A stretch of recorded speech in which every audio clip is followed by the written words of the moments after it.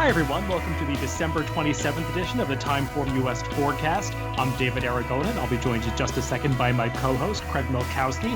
It's good to get back into the swing of things this week with some top-level racing after a little holiday break. This week on the podcast, we're going to discuss that Grade 1 racing at Santa Anita, a little bit of it. They're running, I believe, 6 stakes there on Saturday. We'll discuss 3 of them, some in greater detail than others. We'll move down to Gulfstream Park to talk about some of the stakes racing there. They've got some minor stakes action at a variety of distances, and we'll cover 3 of those. And then we'll end things by talking about a couple of large field of stakes horses going on the turf at the fairgrounds. So we'll talk about those at the end of the podcast. Craig, how are you doing? We're just talking about holiday plans, and how was your little time off, and did you get some rest? I did, actually. I went 2 days without really opening my laptop at all, which is a miracle for me. Of course, I have a assistant in California that helps with the figures, but we had them all wrapped up before, after the 23rd, I knocked them out that night. So we had 2 days of absolutely nothing. So it was nice. Yeah, that's great. I got to spend it with some family in Pennsylvania, so it was all good. Got to just shut my brain off for a couple of days, which always helps a little bit. Hope everybody out there had a nice holiday, whether you spent it with family, friends, or we're just studying up for the return of racing this week. We did a little bit of studying, and we're ready to talk about those races. Let's dive right in with those Grade 1 events at Santa Anita. We were talking about a little bit beforehand that some of these races didn't draw the most interesting fields from a wagering standpoint, even though there are some really exciting horses participating in these races and they're fun to watch from a fan's perspective.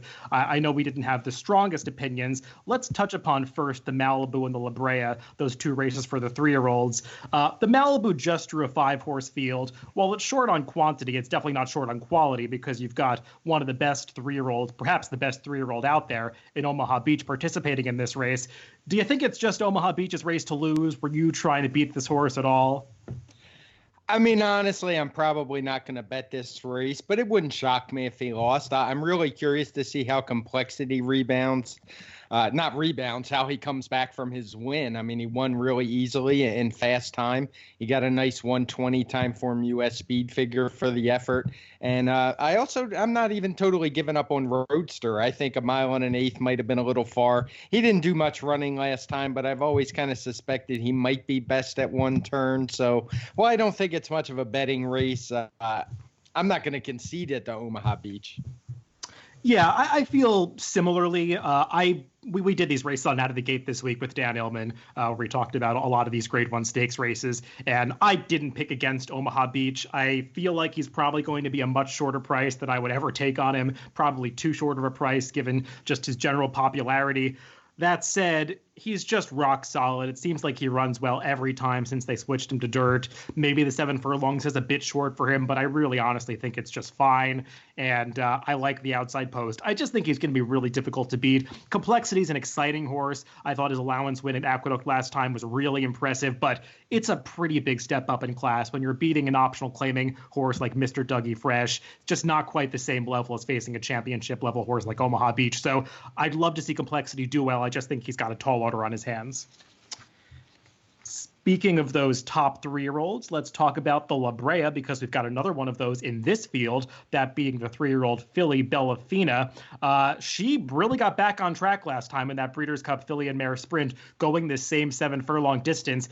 It just feels like if she repeats that effort, I don't know how anybody in this field is going to beat her because they're just not quite at her level, it seems. Yeah, I was going to say the same. If you were going to try to beat her, you'd really have to make some stretches for some of the other fillies. She kind of has a big advantage on this group on speed figures. Accomplishment, it's her favorite track. It's probably what I think is her favorite distance. So she would be a single for me if I were playing horizontals. I haven't looked at the whole sequence to see what's offered and if I could put anything together to try to build around her. But she's really not going to offer any value. But I'm with you. She's going to be super tough to beat in here. And I know you had talked about this prior to the Breeders' Cup. It's not like that Breeders' Cup effort just came out of nowhere because she had actually run deceptively well, too, back in the cotillion, chasing what turned out to be a very hot pace that collapsed that day. So she's been cycling back into form slowly, and she loves Santa Anita, loves the distance. I agree with everything you said. She's just the class of this field, and I couldn't make a case for anybody else beating her. I mean, maybe First Star has some upside, but I think she'd have to run a lot better than she ever has before. The race that I thought was really interesting at Santa Anita on Saturday was the Grade 2 Mathis Brothers Mile. I think there are a lot of ways to go in this race. The favorite, Mo Forza, does look fairly solid, but he's gotten 2 perfect trips in a row in both the Twilight Derby and the Hollywood Derby. Maybe he gets another perfect trip here, but it's often hard for horses to keep getting such great luck in these races. It's not just luck that's put him in the winner's circle, though. He's obviously improved recently for Peter Miller. I just thought if there was going to be a day to take a shot against him, maybe this was it, given that he's going to be such a short price. Yeah, I agree. He does have the best speed figures in here, but this is a race we talked about on Out of the Gate, and I'm going to take some probably crazy long shots in here. Our TimeformUS pace projector does think it's going to be a fast pace, and looking through the past performances, I can't argue with it all. And that the pace projector doesn't even include a horse like Sash, who is shipping in from overseas for the first time. And if you read the Timeform comments, he's a horse that always likes to be up on the lead, making the pace if possible. So if anything, the pace projector is underestimating how fast the pace is going to be, because he would probably be right up there up front with some others. Mo Forza, as you say, he's not a horse who has to have the lead, but he certainly always races close to it. So if things get crazy, it could have a negative effect on him. So I look for some closers, and admittedly, these horses are a stretch, but I landed on Originaire and Proud Pedro as 2 horses that if are anywhere near those 15-1 morning lines, I wouldn't have any problem taking a shot with both of them. Yeah, of those 2, because I agree with you about the pace projector, with a horse like Kingley in the race and Loafer's Boy stretching out from sprints, I feel like this pace is going to be at least honest, if not supersonic. And Mo Forza, while he does have the ability to stalk the pace, he is a horse that can get a little keen in the early stages, so maybe if he gets pulled into a quicker pace, that could make him vulnerable. Of those 2 closers, I definitely like Originaire the best. I elaborated on this on Out of the Gate this week. He's a horse that I'd be very interested in this race if he's anything close to that 15-1 morning line, because he does have a representative race going 4 back to that Del Mar Derby when he almost got the job done over Nolda. He beat Neptune Storm that day, and Neptune Storm is going to be a fraction of the price of him in this race. Originaire has disappointed in 3 starts since then, but if you watch those races, I think he's had some legitimate excuses, because 3 back in that allowance race at Santa Anita, he just made this ridiculously wide run around the far turn. I didn't look at Trackus numbers, but he was a good 5 or 6 wide all around the far turn. You just can't do that at Santa Anita. Then in the Twilight Derby, I know we talked about the inside perhaps being the place to be at Santa Anita, especially on early on that card, and it seemed like he was just wide into the stretch, getting spun out further than was really needed that day, so he didn't really have a chance to close. And then last time out, well, he didn't have a ton of trouble in the stretch. He did have to alter course multiple times, was briefly steadied at the top of the lane. I thought he could have been closer with a clear run. Just feel like this is a horse that has been a little bit unlucky, and today he might get the pace situation that he really needs.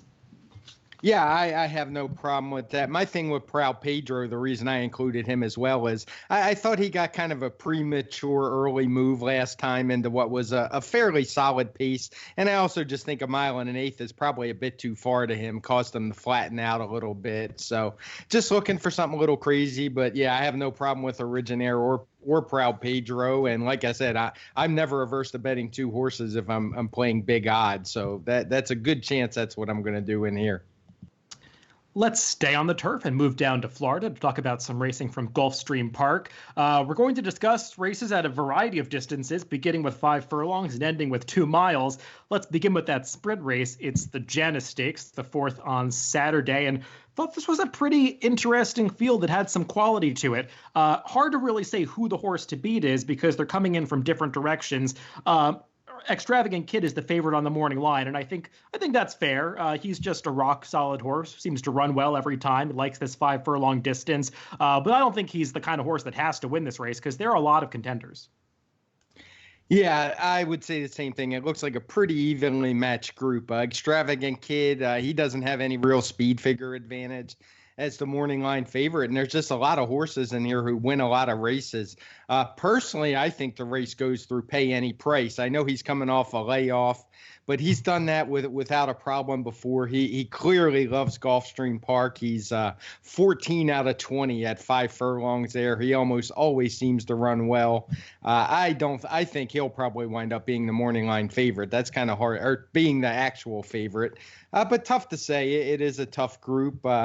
Another horse that interested me a little bit is Vision Perfect. He seems off form off his last two, but those were off over courses labeled soft and yielding. I'm not sure how yielding that course really was at Parks on our turf condition scale. We have it rated an 8 out of 10, but there was definitely some give to it for Parks anyway, because Parks is a course that's almost always up in the 9 and 10 range. So if you can excuse them, Vision Perfect certainly had some races to go back to. But outside of pay any price, the horse who probably interests me the most would be Archie Dust. He's a little bit more of a price than those. He's won 4 of his last 5, won them fairly easily, and the one loss came over the quirky Kentucky Downs course. So he's the one, if you're looking for value, that interests me the most. Yeah, I feel pretty much the same way about those horses. If I had to choose one of the logical players, it would be Extravagant Kid, because I think if you look through his company lines, he's subtly been facing some slightly tougher rivals than some of the others in this race, particularly Pay Any Price, who's kind of a difficult horse for me to assess because he does have that stellar record at Gulfstream Park and he loves this 5-furlong distance, but feels like when he really steps up against top-level turf sprinters or even grade 3 level turf sprinters, he's just not quite good enough, and I think he's often beating up on lesser competition when he's earning those big speed figures. So I'm a little bit wary of him if he's going to be a short price, and I agree with you that he might be. The horse that I would go to is the same one as you. My top pick in this race is Archidust. This is a horse that I was really impressed by when we saw him at Saratoga over the summer when he won that Mahoney Stakes in August. I know he wasn't beating the toughest field of 3-year-olds that day, but he was just so visually impressive, showed this really awesome turn of foot, overcoming a slow pace that day. He just didn't love that Kentucky Downs course next time. I'm not going to hold that against him because some horses just aren't suited to that. I think he's much more of that 5-furlong, 5.5-furlong turf sprinter. And he got back on track at Ocala last time. That was actually a solid field that he beat over that synth track. So I think Arcadus makes a lot of sense. And I do also want to note, I had mentioned last week when we were talking about XY Jet that Jorge Navarro had been very cold at Gulfstream over the past month. Well, over Thursday, and I just saw about 4 races on Friday today, he's won with 5 of 6 starters. So it seems like Jorge Navarro is back on track. Yeah, that's a really good point. And I noticed that yesterday as well. He was ice cold for him. I mean, not for your typical trainer, but he was definitely cold, but that certainly seems to turn. So I think you can stop putting a line through his horses for sure. Let's move on to race 9 on that Saturday card at Gulfstream Park. It's the Tropical Park Derby for the 3-year-olds. And this race drew an oversubscribed field. I think 1 will probably have to scratch, but 14 at least could go postward. And I think the real focus of this race is towards the outside with the number 14, A Thread of Blue, the $1 million Saratoga Derby Invitational winner over the summer, and as well as Halliday, who had run some bigger speed figures earlier in the year against listed stakes company and allowance horses. But A Thread of Blue seems like a deserving favorite in this race. It's just hard to take a horse at a short price from post 14. It is, and to be honest, I mean, yes, I guess he has a bit of a class edge, but he doesn't have any big edge on speed figures. And when you throw in that post, I will definitely take a shot against him. We've talked about this 3-year-old crop pretty much all year on both the Pacecast and the Forecast. The horses all seem to take turns beating each other. So I'm not going to put a whole lot of stock in that win in the Saratoga Derby. And I looked for some other horses. One thing that did interest me was with a field this size, we don't have this labeled as a race that a fast pace is expected, so there's just not a whole lot of speed in here. And there's a few horses I like in here, but I'll start with the one I eventually landed on as my top pick, and that's English B. Trained by Graham Motion, I just like how this horse has developed over the year. His speed figures keep getting better. He has good tactical speed. He can lay fairly close when the pace is slow. He can come from a bit off of it when it's not. And I just really liked his last race at Parks where he got a 1:15 TimeformUS speed figure. He tracked a moderate pace about 1.5 to 2 lengths back and was able to outfinish to the wire. And I just think he's moving in the right direction and she'll be able to work out a good trip even from that 12 post. Yeah, I agree with you that A Thread of Blue is not a horse you really want to rely on coming from that post position, especially at a very short price. And he's also a little bit dressed up because you mentioned the Saratoga Derby being a race that didn't feature a whole lot of pace. Even last time out in that Hill Prince when he was second to Neptune Storm, they just walked on the front end and he held on for second in a race that he really probably should have won. So he's disappointed a little bit for me, and I just don't want to take a very short price on him in this spot. I have no problem with English B. I think he's probably got to get a little bit faster, but he's run thereabouts in terms of speed figures at a number of his recent races. He's very consistent, so I think he's definitely a contender. I'm intrigued by a couple of the horses coming out of the Gio Pontiac Aqueduct. Not so much the winner Temple, because Temple, I thought, got a very good trip that day. And while he did run well to win, I think last time was the time to have him when he was 8-1. I'm interested in Halliday because Halliday got a very peculiar ride that day where it seemed like he was either the speed or going to be stalking the pace based on his prior efforts. And for whatever reason, I mean, he was a little squeezed back at the start, but it just seemed like John Velasquez or Pletcher had the plan to rate him that day, and they took him to the back of the pack, which is not his running style. So that was a little confusing. He actually did run well nevertheless. I mean, he made a good run around the far turn to get into contention, just couldn't quite finish the race off. I'm a little concerned a mile and 16th is still a little bit far for Halliday, but a more forwardly placed trip would be to his benefit, so I'm using him. And I also like Kadar out of that race. There wasn't a huge pace that day, and I thought Kadar ran really well to close from last place in there. He's a horse that's never the quickest out of the gate, so he's probably going to have to pass a lot of horses in this race as well. But they tried some longer distances with him over the summer.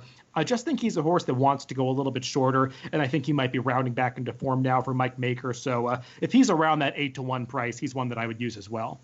Yeah, those are the other two horses I was interested in as well. Kadar did have a little trouble at the start, but I don't think you can put a whole lot of stock in that because he's just going to drop back anyway.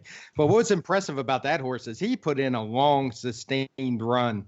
I mean, he wasn't just last; he was way last. There was a big gap between him and the next closest horse, and he got put into a drive lead on the backstretch and just kept it up all the way to the wire. So he did impress me as well, and I had the same thoughts about Halliday. I do worry in those situations if maybe they saw that he ran well from off the pace, if they'll kind of keep those tactics, where I prefer to let him run with that more natural early speed. But Johnny Velasquez is as good a rider as there is, so I think you have to trust him to do the right thing. And I just think this is a really great betting race. I had overlooked this one when you sent out the thing, and I started looking at it. And this one I will definitely be tuning in to bet some money. You got to see what the odds are going to be and decide who you're going to play. But this is just a fabulous betting race for me. Yeah, I agree with that. I think once you get past the favorite, there are a lot of horses to consider. And I agree with what you said about Halliday. Connections can get some wacky ideas in their head, but I think from that post position, they'd be wise to try to use his speed again. Let's move on to the final race we'll discuss from Gulfstream Park, the H. Allen Jerkins. Not the one they run over the summer in Saratoga. That's a Grade 1 event. This is just a listed stakes race on the turf, going the distance of about 2 miles. And this race is, how shall I say, kind of ridiculous because there's not a whole lot of marathon form to go on. There's basically zero marathon form to go on the turf because the horse that might be the favorite or that's going to take a lot of money in this race, American Tattoo, does have some speed figures that would make him formidable. It's just they came on the dirt going generally shorter distances. I know he got the 1 3/4 in the Breeders' Cup Marathon last time, but do you really trust this horse getting on the turf for the first time? I don't personally. I'm not sure what direction I'm going to go. This race is just a total crapshoot for me. But the one opinion I have is that I don't like him. His race last time when it obviously was on the dirt, since he tried turf for the first time, the fractions were just an absolute crawl, and he was still backing up through the lane. So he had no real finish. I mean, he was only beat a length and a half, but when you're going 117 or on a fast track, I just wasn't impressed at all by that. And, you know, it's just hard to see that transferring to turf. That's usually not what you want to see. So, you know, I'm not totally against the favorite, Salute the Colonel. I mean, he looks as good as some others in here. But it was hard for me to get a really strong opinion on anyone other than that negative one with American Tattoo. Yeah, this is a race that I sent in not because I thought you'd have a strong opinion about it. I don't have a strong opinion either. I just think it's an interesting race to talk about from a wagering standpoint because I think you can pretty easily tear down the short prices in this race. And it's something that you want to see if you can do in races like this that don't have a lot of form because those are the situations where you can catch a real price. And while Salute the Colonel is probably the most logical of those short prices, it's not like his form makes him all that formidable. And I know we got the 1.5 mile distance a few times over the spring and summer, but if you look through the fields he beat those days, not the strongest group, so I don't think he's that formidable. Karam made his first start off the claim for Mike Maker last time. Personally, I didn't think he approved at all for Mike Maker. That was not the strongest field. He was bet down to even money that day, and he got a perfect trip. And I just didn't think he ran much better than he had for Bobby Roboto. So I don't like the favorites in this race very much at all. And I think you can look for some prices. I've got one that I think makes a little bit of sense and one that's completely outrageous. The horse that I think makes some sense, who's not going to be 20-1, is Cheyenne's Colonel.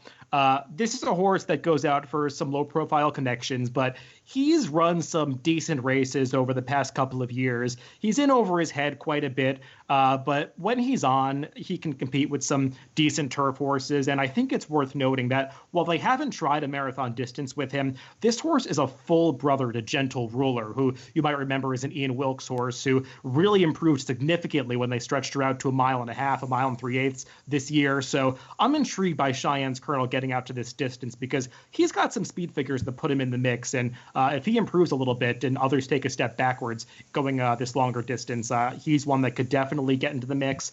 The other horse that is outrageous that I have to mention is the number 2 Smell of Roses. I know it sounds probably insane to talk about a horse coming out of a $20,000 maiden claimer in a stakes race, but this horse it's worth watching his last race because he basically bolted on both turns and still won that race and still earned a pretty respectable TimeformUS speed figure considering the level that he was running at. This is a total red board, but I can't believe that this horse was 40-1 that day, making his first start on the turf, given his pedigree, because he's got this huge Phipps turf pedigree on the dam side. His dam's a half to point of entry. The factors, I know that the factor didn't have a lot of stamina himself, but he can get horses that can go longer distances on the turf. So this is a horse that probably has to improve quite a bit to hang with these, but he ran a lot better than it seems last time, and just one to take a look at as a new face in this race. Yeah, those are always good opinions to have in these races, I think. You got to swing for the fences when you really dislike the short price horses. The one, if I'm going to take a big swing, not a big swing, but if I was going to take a swing at a price, it might be Shazier. And it's just because I've had a decent amount of success just betting the best late speed rating in these kind of races.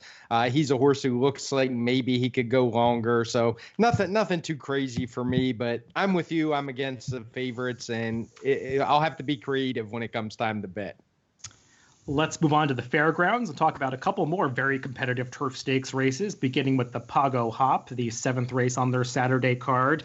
And this one, a competitive field, but I think it really does center around the shorter prices on the morning line. The number 5 Dolica, I believe, is the favorite, and she looks pretty solid. I know they've gotten some rain in the fairgrounds recently in that area, and she would not be hurt at all by some given the ground because it seems like that's the kind of going that she really likes. She obviously relished it last time in the Mrs. Revere, and I think if Dolica repeats that last race, she's going to be really tough to beat. But there are some others to look at. One that I was interested in is the number 11 Zofel. I know she's got to get faster, but if you watch her last couple of races, she's got a really nice turn of foot and just seems like one that's really improved in this country. Yeah, we landed on the same 2 horses here. I slightly favored Zofel a little bit. As you said, her speed figures are a little lighter, but she is 2 for 2 since shipping to the U.S. And I think she has some valid excuses not to have run as fast the last couple times. The pace 2 back was just slow and made it tough to run a good overall speed figure. And then her start last time, she just had a lot of trouble at the start. If you watch it, she definitely got checked out of there, cost her a few lengths, and the leader, who's also in this race, Elsa, that day, is a really good quality filly who just had a clear lead all the way down. And despite her trip and losing a lot of ground, Zofel was able to wear her down anyway. And I was just really impressed with that late kick. So she would be my top pick slightly over Delica. Yeah, we're on the exact same page here. I'm glad you mentioned that trouble that she had last time because I have the exact same trip notes on Zofel in that fairgrounds win. She ran a lot better than that 1 length margin of victory would indicate because she really had no business winning that race after that early trouble. So she's definitely a horse that I think is a little better than their speed figures might look. And she's the one that I would use probably in equal strength with Dolica, and hopefully she's a better price.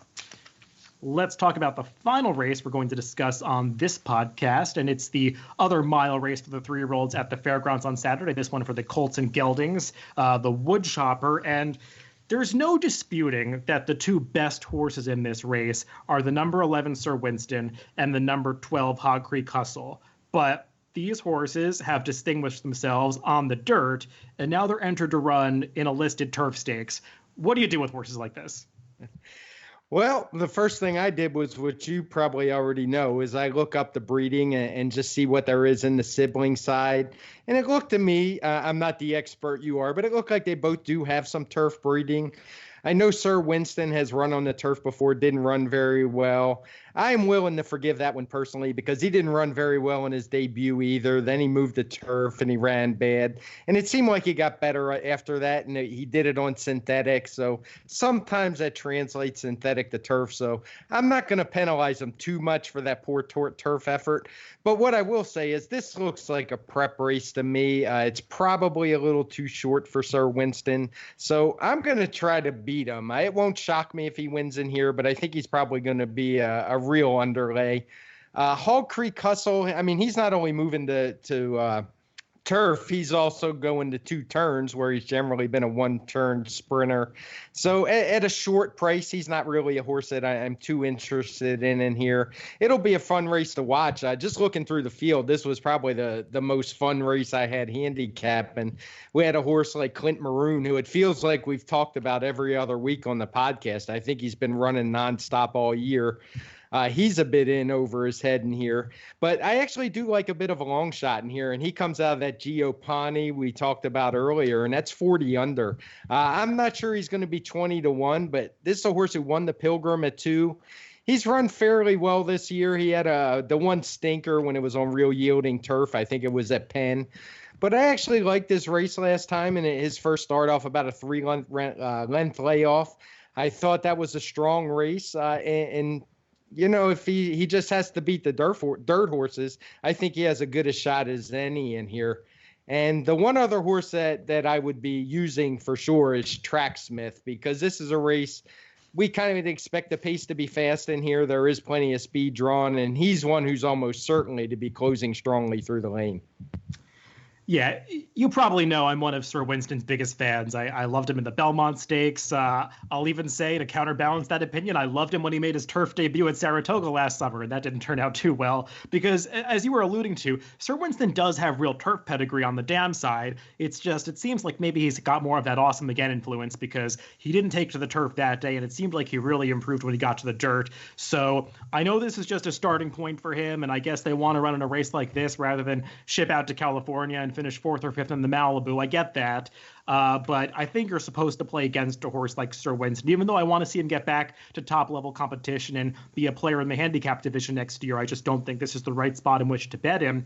I feel the same way about Hog Creek Hustle. He's just not a horse that I think is going to be better on the turf. And I agree with you about the 2 turns. That's arguably an even bigger issue for him. So to me, I'm just going to pretend that these 2 horses are not in the race. And looking outside of them, the number 13 Tracksmith, who you mentioned, probably the horse to beat, I think, because his form is pretty solid, and he ran well in that Commonwealth turf last time. I think if he repeats that race, he's the one to beat of the turf horses. But I agree that 40 under is interesting. He's one that I would definitely use. Again, I don't think we're going to get that price on him because he has prior form that makes him competitive, but he ran okay in that Giopante last time. And the other long shot that I would throw in is the number 6 Empire of War. This horse had shown real promise early on for Todd Pletcher, winning his first couple of turf starts as a 2-year-old. He lost his last 3 turf races for Pletcher over the summer, but he had some excuses in those races. I don't think he really liked the yielding course 3 back in the Woodhaven when he was behind Clint Maroon and 40 under. 2 back, he had to wait on the turn when Standard Deviation got the jump on that field at Monmouth, and he actually finished up well that day in a race that he probably could have won with a better trip. And then the Kent last time, I don't know what happened, but he's been off for about 5 months since then. So obviously something went wrong. He's returning in the barn of Mike Maker, who typically can revive turf horses like this. So I think Empire of War is interesting at a big price in this race. Yeah, and one thing I always like to note with 3-year-olds, he has been off since July, so at a good 5 months now. So that's something you do want to take into account when you're looking at speed figures. It's a 3-year-old. For example, he ran a 112 back in June. So if you think he's in that same kind of form, you could probably project him to run a good 117, 118 type speed figure, which would make him really strong in here.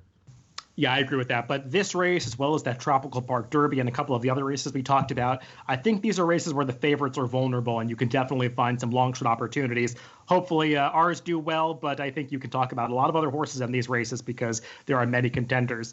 Craig, fun to get back to it and talk about these races with you. We're going to be off next week for the TimeformUS Pacecast because Tuesday falls on New Year's Eve, so we're not going to do a Pacecast next week, but we'll be back in a week's time to do another TimeformUS Forecast in the new year, and then we'll get back on our regular schedule of doing 2 per week after that. So stay tuned for those upcoming episodes. As always, you can listen to us on drf.com, Spotify, iTunes, YouTube, SoundCloud, wherever you get your podcasts. Just subscribe to the Daily Racing Forum channel and check us out. So thanks for listening this week, and we'll talk to you again in a week's time.